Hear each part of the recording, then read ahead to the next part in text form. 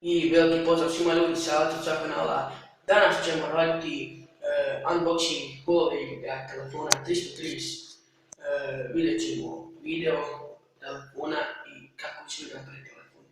Pa, ja sam ga platio novog za 100 i nešto maraka, znači, ali ko hoće da ga kupi bilo novog ili polovnog, polovan je oko 35 evra.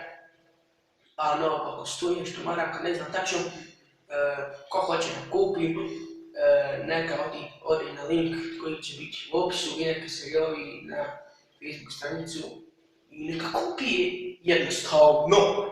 Pa, hajde da vidimo i sam telefon.